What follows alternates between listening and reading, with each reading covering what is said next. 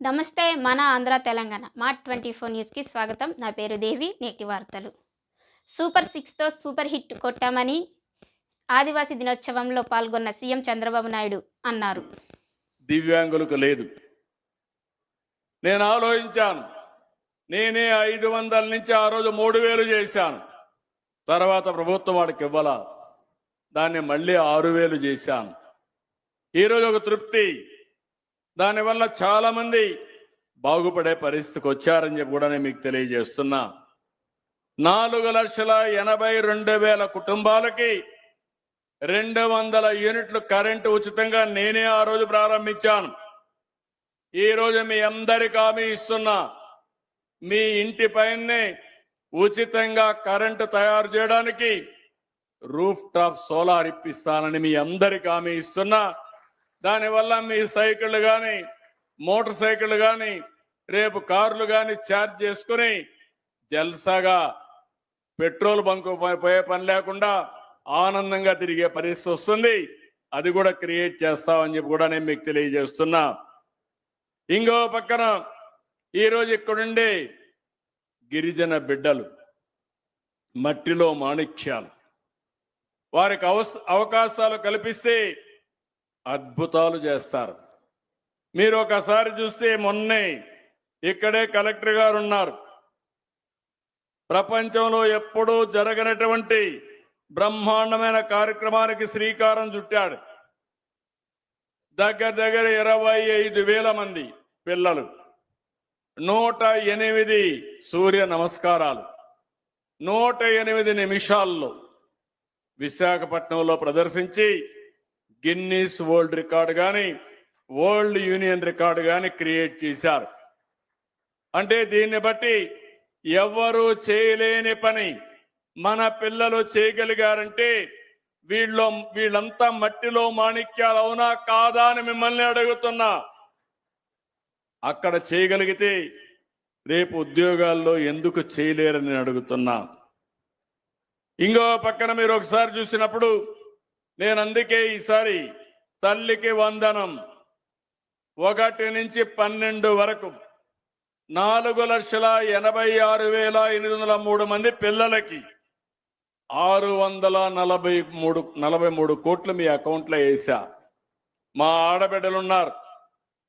గిరిజన ప్రాంతంలో కొంతమంది పిల్లలు కూడా ఎక్కువగా ఉన్నారు, సంతోషం. వేరే ప్రాంతాల్లో జనాభా తగ్గిపోతా ఉంది. ఇక్కడ ఫెర్టిలిటీ రేట్ 2.4% ఉంది. 2.1 ఉంటే రీప్లేస్మెంట్ లెవెల్, అంటే జనాభాక మేనేజ్మెంట్ కంటే ఎక్కువ మంది ఇక్కడ ఉన్నారు. నేను ఆ రోజు ఒక మాట చెప్పాను, మీ అందరికీ ఎంతమంది పిల్లలుంటే అంతమందికి తల్లికి వందనం ఇస్తానని చెప్పా. ఇచ్చిన మాట నిలబెట్టుకున్నావా లేదా అని మిమ్మల్ని అడుగుతున్నా. ఇప్పుడే ఒక ఇంటికి పోయాను. 3 పిల్లలు, 2 చదువుకుంటున్నారు. ఒకడు స్కూల్కి డుమ్మా కొట్టాడు, 7వ తరగతి.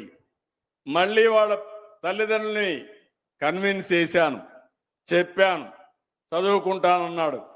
అతను కూడా స్కూల్కి పంపించి 15,000 రూపాయలు కూడా అదనంగా ఇమ్మని ఆదేశాలు ఇచ్చాను కలెక్టర్కి. అంటే 3 ఉంటే 45,000 రూపాయలు ఆ తల్లికి ఇచ్చావంటే అది తెలుగుదేశం పార్టీ మీ పట్లుండే అభిమానం, కమిట్మెంట్ అని చెప్పి నేను మీకు తెలియజేస్తున్నా. నేను చెప్పింది వాస్తవం అయితే గట్టిగా చప్పట్లు కూడా చెప్పండి మా ఆడబిడ్డలు. అందరికీ వచ్చిందా లేదా అమ్మా మీరే చెప్పండి. వచ్చిందా? వచ్చిందంటే జైలుపైకెత్తండి. హ్యాపీనా? ఆనందంగా ఉన్నారా? మీ ముఖంలో ఆనందం చూడాలనేది కోరిక. నాకు చాలా కష్టాలున్నాయి. 5 ఏళ్ళు విధ్వంసం జరిగింది. నేను సూపర్ 6 చెప్పా. మళ్ళీ ఒక మాట చెప్పా, నాకు ఎన్ని కష్టాలున్నా మిమ్మల్ని ఆదుకుంటానని చెప్పాను. చెప్పిన మాట నిలబెట్టుకునేమని ఆనందం ఉంది. ఒక పక్క సూపర్ 6 సంక్షేమ కార్యక్రమాలు ఇవ్వాలి, ఇంకో పక్క అభివృద్ధి జరగాలి. 2 కూడా సమతుల్యంతో ముందుకు పోతున్నాం. ఏజెన్సీ పరిధిలో స్కూళ్ళు కానీ కాలేజీలు చదివే 1,76,799 మంది గిరిజన విద్యార్థుల కోసం 1,337 కోట్లు ఖర్చు పెడుతున్నాం. ఇంకో పక్క కొంతమంది పిల్లలు స్కూలుకు నిలిచిపోతే 13,274 మందిని మళ్ళీ స్కూల్లో చేర్చే పరిస్థితి తీసుకొచ్చాం. గిరిజన యువత స్కిల్ డెవలప్మెంట్ కోసం పర్యాటకం, ఫుడ్ ప్రాసెసింగ్ కి ఎక్కువ ప్రాధాన్యత ఇస్తున్నాం. ఈరోజు ఇంకొక పక్కన